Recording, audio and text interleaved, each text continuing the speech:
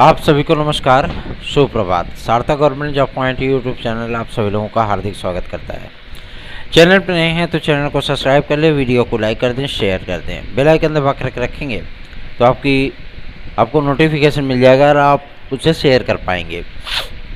जितने अधिक विद्यार्थी हमसे जुड़ते जा रहे हैं, हमारी जिम्मेदारियाँ भी उतनी अधिक बढ़ती जा रही हैं। इसलिए आप सभी लोगों के हित और आपके मनोबल को ऊँचा रखने के लिए हम सभी लोगों का प्रयास लगातार 100% अपना देते हुए जारी है। आप सभी लोगों से सहयोग और आशीर्वाद की अपेक्षाएं हैं। यदि आप सभी लोग इसी प्रकार से स्नेह और आशीर्वाद दिखाते रहेंगे तो जाहिर सी बात है हमारा जो कार्य है वो दुष्कर से दुष्कर स्थितियों में हो लेकिन वो पूर्ण हो जाएगा। आज शिक्षक दिवस है, इसलिए आप सभी लोगों को शिक्षक दिवस की हार्दिक शुभकामनाएं। आप सभी लोग भी अध्यापक बनने की होड़ में हैं, उसकी दौड़ में हैं और बहुत सी चीज़ें हैं कि आज शिक्षक दिवस के अवसर पे ही बीएड विद्यार्थियों को लेकर के साथ ही साथ आप सभी लोगों को एलटी ग्रेड जीआईसी प्रवक्ता आदि के विज्ञापन को लेकर के जो हम लोगों ने एक आंदोलन का आयोजन किया, जाहिर सी बात है कि ये एक बड़ा आंदोलन होगा और इसमें उन तमाम प्रतियोगी छात्र संघ के जो अध्यक्ष उपाध्यक्ष जितने भी हैं सभी को सम्मिलित होना है और पूरी एकता से हम सभी लोग इस आंदोलन का समर्थन कर रहे हैं, ठीक है ना। क्योंकि छात्र बल हमेशा ही मायने रखता है। छात्र बल के माध्यम से ही हम लोगों ने केंद्र सरकार एमएचआरडी पे दबाव बनाया। छात्र बल के माध्यम से ही अब यहाँ पे उत्तर प्रदेश में भर्तियाँ शुरू कराई जाएंगी। जिस तरीके से प्रयास हम लोगों का लगातार जारी है, इसमें टीजीटी पीजीटी 2022 के विज्ञापन में जब सीटें रिक्त हैं 25,000 27,000 तो कम से कम हमें 10,000 सीटें मिलनी चाहिए। हम लोगों को एक झुंझुना पकड़ाया जा रहा है कि 4700 सीटें जोड़ दें, 5200 सीटें जोड़ दें। ऐसी चीज़ें नहीं, हमें कम से कम 10,000 की सीटें चाहिए और 15,000 इन पदों की संख्या पहुंचनी चाहिए टीजीटी पीजीटी 2022 में। इन मुद्दों पर चर्चा करेंगे, लेकिन आज बीएड डिग्री धारकों की स्ट्रेटजी क्या है, क्या सारी चीज़ें हम लोग करने वाले हैं और किस तरीके का माहौल बना है। क्योंकि अभी जब दिल्ली टीम गई थी उसमें जो वार्ता हुई वो सार्थक तरीके से हुई है और एमएचआरडी मिनिस्ट्री ने इस बात को एकदम क्लियर कर दिया है कि बीएड विद्यार्थियों के डिग्री को लेकर के जो मसौदा हम लोगों ने बनाया है काफ़ी सारे अधिकारियों से बातचीत करने के बाद, ठीक है ना, ताकि किसी प्रकार की कोई वैधानिक समस्या ना आए। क्योंकि सर्वोच्च न्यायालय ने अपने आदेश में जिन जिन बातों का उल्लेख किया है उन सभी बातों को हम सभी लोगों ने बड़े गौर से देखा है और उनका जवाब भी ढूंढा है, ठीक है ना, ताकि किसी प्रकार से सर्वोच्च न्यायालय भी इसमें अड़ंगा ना लगाए, मतलब रद्द ना करे बाद में, है ना। और आरटी एक्ट का संशोधन ये मस्ट नेसेसरी है बीएड विद्यार्थियों के लिए। आप सभी लोग जानते हैं अगर कोई कुछ कर सकता है तो सिर्फ और सिर्फ एमएचआरडी मिनिस्ट्री और केंद्र सरकार ही कर सकती है, ठीक है ना। और एनसीटीई ने शुरुआती दौर में आप लोगों ने देखा होगा कि एनसीटीई के जो चेयरपर्सन हैं योगेश सर जी, उन्होंने क्या किया कि मतलब एक बेतुका सा बयान दिया था जिसमें बहुत सी यूट्यूब चैनल ने आप सभी लोगों को ये बताना शुरू कर दिया कि एनसीटीई ने भी साथ छोड़ दिया है। जब हम सभी लोगों ने इस बात की जानकारी एमएचआरडी मिनिस्ट्री को दी तो उन्होंने बुला करके उनके पेज टाइट कर दिए कि आप मीडिया से दूर रहिए, ठीक है। और सबसे बड़ी चीज़ ये होती है कि विद्यार्थी भी इस जद्दोजहद को लेकर के आश्चर्यचकित हैं कि अभी तक एनसीटीई ने अपनी कोई गाइडलाइन क्यों नहीं दी है। तो एनसीटीई गाइडलाइन इसी महीने में देगी। मैं आप सभी लोगों को जब ये ऑर्डर आया था तभी मैंने आपको बता दिया था कि एनसीटीई ने हम लोगों को 45 दिन का टाइम दिया हुआ है, ठीक है ना। और ये 45 दिन का टाइम पीरियड आप सभी लोगों का जैसे पूर्ण होगा उसके पहले ही आपकी संशोधित गाइडलाइन भी जारी कर दी जाएगी। ये संशोधित गाइडलाइन हमारे बीएड भाई बहनों के हित में हो, इसके लिए हम लोगों ने जो इतने दिन तक पसीने बहाए हैं, धूप में चले हैं और वायरल के शिकार तक हो गए हैं। बहुत से हमारी बहनें ऐसी हैं जो कि रैली में बेहोश होकर के गिर जाती थी धूप में, है ना। तो जाहिर सी बात है आप समझ सकते हैं कि हम लोग कितनी वेदनाओं से गुजर रहे हैं। आप सभी लोगों के सहयोग के कारण जितनी भी लाइव स्ट्रीमिंग हम लोग करेंगे, दिल्ली के जंतर मंतर पे हम लोगों ने एक विशाल धरना प्रदर्शन का आयोजन किया है, वो भी 13 तारीख से, ठीक है ना। और सबसे बड़ी चीज़ ये है कि इसमें अधिक से अधिक संख्या में बीएड डिग्री धारकों को पूरे देश से बुलाया जा रहा है। जो भी हम लोगों के राष्ट्रीय स्तर पर जो ग्रुप बने हैं, ठीक है ना, और उन ग्रुपों में विद्यार्थियों को लगातार ऐड किया जा रहा है, उनके नंबरों को, मोबाइल नंबरों को भेजा जा रहा है, ताकि उनको बीएड से संबंधित जो हम लोग एक्शन ले रहे हैं, ठीक है ना, जो हम लोग प्रदर्शन कर रहे हैं, जो आंदोलन की रूपरेखा तैयार कर रहे हैं, उन सारी चीज़ों के इन्फॉर्मेशन उनको प्राप्त होते रहे। आज की भी डेट में गाजियाबाद में और आपके श्रावस्ती ज़िले में, साथ ही साथ गोरखपुर ज़िले में पुनः एक धरना प्रदर्शन का आयोजन किया जा रहा है। और आज रामनगरी अयोध्या में भी विद्यार्थियों का विशाल धरना प्रदर्शन का आयोजन किया गया है। हमें पूरी उम्मीद है, पूरी आशाएं हैं कि जिस तरीके से उत्तर प्रदेश ने तत्परता दिखाई और बीएड विद्यार्थियों के लिए एनसीटीई को पत्र लिखा, एमएचआरडी को पत्र लिखा कि हमें बीएड डिग्री धारकों को लेकर के आगे बढ़ना है और हमें क्वालिटी ऑफ एजुकेशन को मेंटेन करते हुए हमें बीएड विद्यार्थियों के साथ में ही भर्ती करनी है। और एमएचआरडी मिनिस्ट्री ने तुरंत सहमति दे दी। और सबसे बड़ी चीज़ ये है कि मध्य प्रदेश में भी ये सहमति प्राप्त हो चुकी है। एक अभी जबलपुर हाईकोर्ट में की याचिका चल रही है, ठीक है ना, और ये अनुमति प्राप्त होने के बाद वही अनुमति लेटर वहाँ हाईकोर्ट में लगा दिया जाएगा एमपी गवर्नमेंट के माध्यम से। तो ये तमाम विद्यार्थी जो अभी बाहर हो रहे थे, ठीक है ना, वो विद्यार्थी अब बाहर नहीं होंगे। बीपीएससी ने आप सभी लोगों के डॉक्यूमेंट वेरिफिकेशन करा लिए होंगे, लेकिन केवीएस वाले विद्यार्थी अभी भी चिंता मुक्त नहीं हुए हैं, क्योंकि एक आरटीई आया था, ठीक है ना, एक लेटर आया था जिसमें विद्यार्थियों ने पूछा था कि रिजल्ट क्या बीएड विद्यार्थियों को लेकर के बनाया जाएगा। तो वहाँ की ऑफिस ने जानकारी दी थी कि नहीं, बीएड विद्यार्थियों को बाहर करके हम बनाएंगे रिजल्ट, ठीक है ना। तब तक ये छत्तीसगढ़ वाला आदेश आया नहीं था सर्वोच्च न्यायालय से।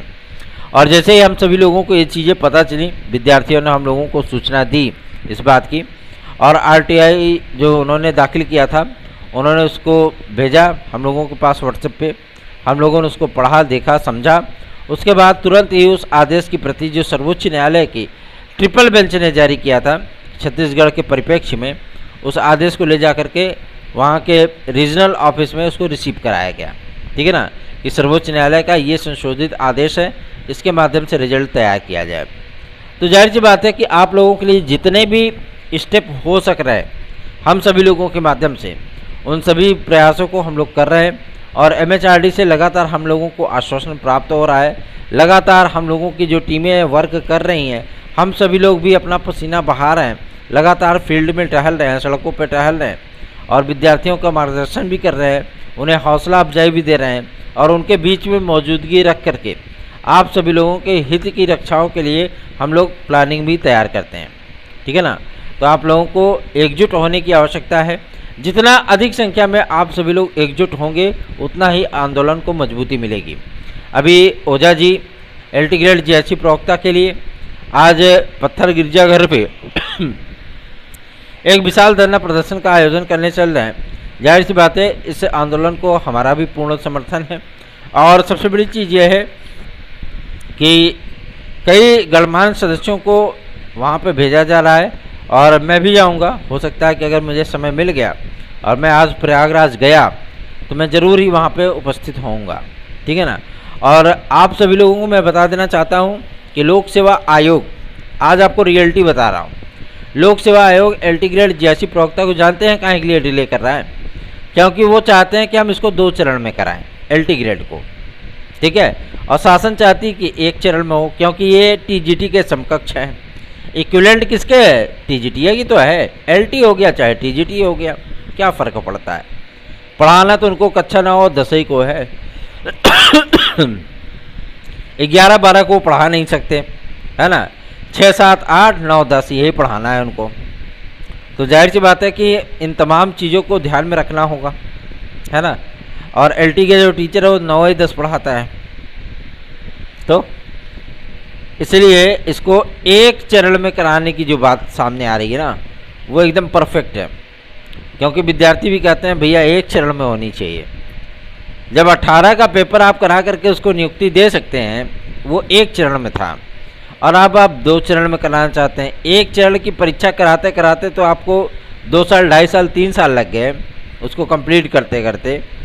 और वेटिंग लिस्ट वगैरह कंप्लीट करते करते आपको 5 साल लग गए, और पता लगे आप 2 चरण में अगर LT ग्रेड की कराएंगे तो आपको तो कम से कम 10 साल लगेंगे रिजल्ट डिक्लेयर करने में, क्योंकि लोक सेवा आयोग कितना सुस्त कार्य करता है ये सबको पता है ना। तो इन्हीं तमाम मुद्दों को लेकर के और जो एलिजिबिलिटी है, भाई अधिकारीगणों का ये कहना है, क्योंकि कल टीमें गई हुई थी, अधिकारीगणों का ये कहना है कि अभी तक एलिजिबिलिटी का मामला पूरी तरीके से सॉल्व नहीं हुआ है। अरे भैया कौन सी एलिजिबिलिटी क्लियर करानी है ना। डीम्ड यूनिवर्सिटियाँ जितनी हैं उनके डिग्रियों को वैलिड किया गया है, ओपन यूनिवर्सिटीज़ हैं, संपूर्णानंद संस्कृत विश्वविद्यालय है, तमाम डिग्रियों को तो गवर्नमेंट ने क्लियर कर दिया ना। अब किस बात का विवाद है? जाहिर सी बात है विवाद ये नहीं है, विवाद मूल ये है कि वो 2 चरणों में परीक्षा कराना चाहते हैं, इसलिए गवर्नमेंट उस पर मंजूरी नहीं दे रही है कि आप 2 चरण में कराएं। और सबसे बड़ी चीज़ ये है कि इस परीक्षा के लिए उन्होंने 11 महीने का समय मांग लिया है कि हम 11 महीने में इस भर्ती प्रक्रिया को कंप्लीट कर देंगे। तो 11 महीने मतलब 1 साल सीधा सीधा मान लो, क्योंकि सर्वर की प्रॉब्लम, फॉर्म ना भर पाने की प्रॉब्लम, एग्ज़ाम डेट कैंसिल हो जाने की प्रॉब्लम है ना, परीक्षाओं का सर्वोच्च न्यायालय या हाईकोर्ट पहुंच जाने का प्रॉब्लम, ये तमाम चीज़ें तो चलती रहेंगी, आंसर कीज़ का प्रॉब्लम, ठीक है ना। इस बार एक परिवर्तन आप सभी लोगों को और देखने के लिए मिलेगा LT ग्रेड में, जो ये प्रमुखता पूर्वक है कि आप लोगों को पहले आंसर की नहीं मिलते थे ना, आंसर की नहीं आती थी, इस बार आंसर की भी आएगी, ताकि आप सभी लोग अपने आप को जांच परख सकें कि आप कितने क्वेश्चन हो, ठीक है। और यदि मान लीजिए कि आपका क्वेश्चन कम होता है तो आप GIC में ज़्यादा ताकत लगा सको। लेकिन हालांकि मैं आप सभी लोगों को इस बात के लिए बता देना चाहता हूँ, यदि आप सभी लोगों ने मेहनत करना छोड़ा तो जाहिर सी बात है LT ग्रेड GIC प्रवक्ता तो भूल ही जाओ, ठीक है ना, क्योंकि पेपर अस्तरीय बनाए जाते हैं। उठा करके 2018 और 20 और 21 वाला जो पेपर हुआ था GIC लेक्चरर का और उसका, और 18 वाला LT उठा करके देख लीजिए किस तरीके का पेपर सेट होता है। पढ़ने लिखने वाला विद्यार्थी जब सिलेबस के हर पॉइंट को छुएगा और बाकायदा पढ़ेगा तो जाहिर सी बात है उसकी सफलता का दर जो है वो 100% हो जाएगी।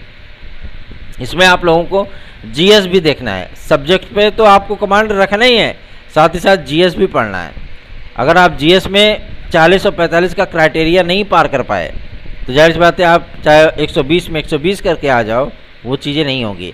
बहुत सुखद है कि पहले 120 क्वेश्चन आपको सब्जेक्ट के मिलते थे और 30 क्वेश्चन आपको GS के मिलते थे, लेकिन इस बार आप सभी लोगों को 130 क्वेश्चन सब्जेक्ट से मिलेंगे और 20 क्वेश्चन आपको GS से मिलेंगे। ये विद्यार्थियों के लिए थोड़ा रिलैक्स वाली बात है, ठीक है। और LT ग्रेड GIC प्रवक्ता में चाहे जितने ये अड़चने लगा लें, लेकिन इतनी तो चीज़ें क्लियर हैं, वही हैं वही जो राम रचि राखा, ठीक है ना। माध्यमिक शिक्षा मंत्रालय से 2 चरणों की परीक्षाओं को लेकर के मंजूरी नहीं मिलेगी, ये क्लियर है, ठीक है ना। और सबसे बड़ी चीज़ ये है कि जो सैद्धांतिक मंजूरी दी गई है उसको हम लोगों ने एक्सप्लेन करने के लिए माध्यमिक शिक्षा मंत्रालय को कल एक लेटर भी भेजा था, और पूरी उम्मीद है कि माध्यमिक शिक्षा मंत्रालय बहुत जल्दी इन सारी चीज़ों को क्लियर भी कर देगा, ठीक है।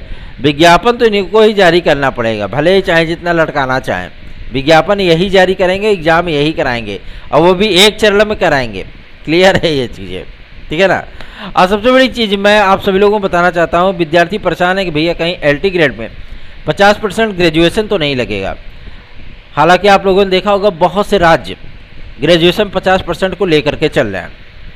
आप लोगों ने KVS DSSB वगैरह का भी देखा होगा, ठीक है ना, और सारी चीज़ें हैं। लेकिन आप लोगों को मैं बता दूं उत्तर प्रदेश में फ़िलहाल ये चीज़ें अभी नहीं पॉसिबल हैं, ठीक है ना। अगर पॉसिबल होती भी हैं तो ये LT ग्रेड और TGT के लिए पॉसिबल होगी, प्रवक्ता और GIC लेक्चरर के लिए नहीं होगा, ठीक है ना। आप सभी लोगों को मैं इस बात के लिए आश्वस्त करना चाहता हूँ कि आपकी जितनी भी समस्याएं होती हैं सार्थक government job point YouTube channel उसको प्रमुखता से उठाता है और उसके लिए अधिकारियों के सम्मुख प्रयास भी करता है। ज्ञापन तो बहुत सारे लोग देते हैं, लेकिन उस ज्ञापन पे कार्रवाई होना बहुत मायने रखता है, ठीक है ना। और अगली जो महत्वपूर्ण अपडेट है, आप लोगों ने देखा होगा PET के एग्ज़ाम डेट की घोषणा हो चुकी है और ये तो अब क्लियर हो गया कि VPO एग्ज़ाम जो है आप सभी लोगों का वो नवंबर में जाएगा, ठीक है। और मुख्य सेविका की जो परीक्षा है वो भी नवंबर में जानी तय हो चुकी है। मुख्य परीक्षा में सेविका की परीक्षा में एक चीज़ों को लेकर के प्रॉब्लम आ रही है प्रॉब्लम ये आ रही है उसमें कुछ वैधानिक समस्याएं हैं और उन वैधानिक समस्याओं को दूर करने के लिए स्वास्थ्य महकमा लगा हुआ है। ठीक है, जैसे ये चीज़ें क्लियर होती हैं, क्योंकि जब आदरणीय स्वास्थ्य मंत्री डिप्टी सीएम श्री ब्रिजेश पाठक जी से हम लोगों ने इस विषय में पूछा था तो उन्होंने इस बात को कहा था कि इसमें कुछ तकनीकी समस्याएं हैं। ठीक है ना, ये चीज़ें क्लियर होने के बाद हम इसकी परीक्षा करवा लेंगे। ठीक है, और मैं अगली अपडेट देना चाहूँगा यूपी कांस्टेबल और यूपी एसआई के विज्ञापन के लिए। जाहिर सी बात है कि गवर्नमेंट हमेशा आप लोगों को एक एक लॉलीपॉप पकड़ा देती है कि लो बेटा और खा कर मस्त रहो, है ना। लेकिन सबसे बड़ी समस्या ये होती है कि जो आश्वासन उधर से मिलता है वो चीज़ें पूरी नहीं हो पाती, क्योंकि नेता हैं वो तो बोलते ही रहेंगे, है ना। चीज़ें एकदम परफेक्ट एक्यूरेट होनी चाहिए। लेकिन आप लोगों को मैं बता दूं, कभी 52,000 तो कभी 62,000 तो कभी 63,000 ऐसी चीज़ें आप लोगों के सामने आ रही हैं। लेकिन समस्या इस बात की है कि जेल वार्डन के भी 1400 पद हैं। ठीक है ना, और आपके रेडियो ऑपरेटर, साथ ही साथ वायरलेस ऑपरेटर, पता नहीं कौन कौन ऑपरेटर होते हैं, वह कंप्यूटर ऑपरेटर भी हैं। ठीक है ना, सभी की भर्तियों को मिलाकर के लगभग 2800 का आंकड़ा पहुंचता है इस भर्ती के विज्ञापन के लिए, और ये भर्ती का विज्ञापन भी जारी होगा। ठीक है ना, लेकिन यूपी कांस्टेबल और यूपी एसआई के लिए मैं आपको बता दूं, जो ये बायोमेट्रिक वाला टेस्ट है ये चीज़ें क्लियर हो चुकी हैं।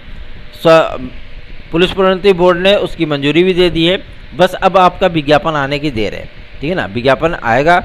और जब अधिकारियों से पूछा गया था, क्योंकि वहाँ पे से भैया आईपीएस अधिकारी ये होते हैं सदस्य वगैरह, ठीक है ना, आईपीएस अधिकारी ये होते हैं टोटल वहाँ पे पुलिस प्रोन्नति बोर्ड में। और मैं आप सभी लोगों को बता दूं कि उनके सामने जाने में अच्छे अच्छे कोई पैर कप जाते हैं। क्यों? क्योंकि भाई उनका रुतबा ही ऐसा होता है। ठीक है ना, लेकिन हम सभी लोगों ने जब एक ईमेल भेजा था आदरणीय महानिदेशक महोदया को, और उन्होंने इस बात की जानकारी जो मतलब दी थी कि एज रिलैक्सेशन के लिए हम लोग एज रिलैक्सेशन के बारे में पूछे थे कि मैम क्या हम लोगों को एज रिलैक्सेशन मिलेगा अथवा नहीं मिलेगा। ठीक है ना, और उन्होंने इस बात को क्लियर किया था कि पुलिस कांस्टेबल और एसआई की भर्ती में विद्यार्थियों को एज रिलैक्सेशन मिलेगा। गवर्नमेंट की इस पर सैद्धांतिक मंजूरी है, बहुत जल्दी हम लोगों को इसका लेटर भी प्राप्त हो जाएगा। उसके बाद हम लोग विज्ञापन जारी कर देंगे। ठीक है, प्रक्रियाएं आप लोगों की चल रही हैं, आप लोग तैयारियां अपनी कंटिन्यू रखिए। टीजीटी पीजीटी में पदों की बढ़ोतरी को लेकर के एक बड़ा जन आंदोलन ही करना है, और हम सभी लोगों की मांग है कम से कम 10,000 सीटें हमें इसमें से मिलनी चाहिए। ठीक है ना, बीएड विद्यार्थियों के लिए मैं आप सभी लोगों को मैं बता दूं कि जिस तरीके से हम लोगों का धरना प्रदर्शन, जिस तरीके से अधिकारियों से, मंत्रियों से, जनप्रतिनिधियों से मिलना जारी है, मैं आप सभी लोगों को आश्वस्त करना चाहता हूं कि संसद के इस विशेष सत्र में आप सभी लोगों का कल्याण होना तय है। ठीक है ना, और एनसीटी तभी गाइडलाइन जारी करेगी जब एमएचआरडी मिनिस्ट्री उसको संशोधित आरटी एक्ट का मसौदा सौंप देगी। ठीक है ना, वो भी संसद से पारित करा के, कैबिनेट बाय सर्कुलेशन से पारित करा करके। विद्यार्थी खुद स्वयं को समझना चाहिए विद्यार्थियों को कि अभी तक एनसीटी ने 4 लाइनें के तो विज्ञापन उसको जारी करना था, 4 लाइन अपना लिख देती और उस पर एनसीटी अपना मुहर लगा देती, काम खत्म हो जाता। लेकिन एनसीटी अगर रुका हुआ है कुछ, तो जाहिर सी बात है कुछ बड़ा हो रहा है। और आप लोगों को जो भी सूचनाएं दी जाती हैं वो रियल होती हैं, ऑथेंटिक होती हैं, 100% सत्य होती हैं, हमारे एफर्ट के माध्यम से होती हैं। ठीक है ना, तो जो विषय कम्बिनेशन को लेकर के विद्यार्थी हैं उसके लिए भी लगातार पत्र भेजे जा रहे हैं कार्मिक विभाग को, मुख्यमंत्री महोदय को, सीएम ऑफिस को। ठीक है ना, माध्यमिक शिक्षा मंत्री महोदया को। आज की डेट में माध्यमिक शिक्षा मंत्री महोदया से जो है कुछ छात्र मिलने जा रहे हैं, और विषय कम्बिनेशन वाले विद्यार्थियों को की जो समस्याएं हैं उन समस्याओं को उनके सम्मुख रखेंगे, क्योंकि इनकी संख्या 4,30,000 है। ठीक है ना, ये सारी चीज़ें क्लियर होने के बाद जाहिर सी बात है एक बार हमें ही प्रस्थान करना होगा लखनऊ। जिस तरीके से आप लोगों का ये टीजीटी पीजीटी वगैरह वाला मामला अटका पड़ा है, एलटी ग्रेड का विज्ञापन लटका पड़ा है, इन तमाम समस्याओं को दूर कराने हेतु तो हमें ही जाना पड़ेगा। अगर जाएंगे तभी कुछ होगा, है ना। इसलिए आप लोगों को आश्वस्त करना चाहता हूँ, हमारे प्रयासों में कहीं कोई कमी नहीं है, बस आप लोगों का जुड़ाव, आप लोगों का आशीर्वाद, स्नेह चाहिए। अगर आप लोगों को TET C TET super TET, TGT PGT, LT GIC, UP constable, खंड शिक्षा अधिकारी, यूपी SSSC आदि के नोट्स चाहिए तो आप सार्थक government job point YouTube channel का नोट्स 830 32 72 282 इस व्हाट्सएप नंबर पर प्राप्त कर सकते हैं। विद्यार्थियों को एक बात के लिए मैं और भी आश्वस्त करना चाहता हूँ, वो विद्यार्थी जो टीजीटी पीजीटी 2021-2016 में टीजीटी पीजीटी के एग्ज़ाम में सम्मिलित हुए थे, अगर वो चाहते हैं कि उनका कुछ भला हो सके तो याचिका हमारी जो लगी थी उसकी डेट भी लगी थी और हमारे वकील भी पहुंचे हाई कोर्ट में, लेकिन सबसे बड़ी चीज़ यह है कि गवर्नमेंट की तरफ से कोई वकील आया ही नहीं और उन्होंने अगली डेट मांग ली। ठीक है ना, अगले सप्ताह में ये डेट लगी है और बहुत जल्दी इस याचिका को फाइनल करा के आप लोगों को काउंसलिंग में भेजा जाएगा और आप सभी लोगों की विजय सुनिश्चित है। अगर आप हमारी याचिका से जुड़ना चाहते हैं तो आप सभी लोग जुड़ सकते हैं, क्योंकि बहुत से विद्यार्थियों का भला होने चल रहा है। तो आप भी चूकिए नहीं, आप भी हमारे साथ जुड़ सकते हैं 830 32 72 282 इस व्हाट्सएप नंबर पर। धन्यवाद आप सब।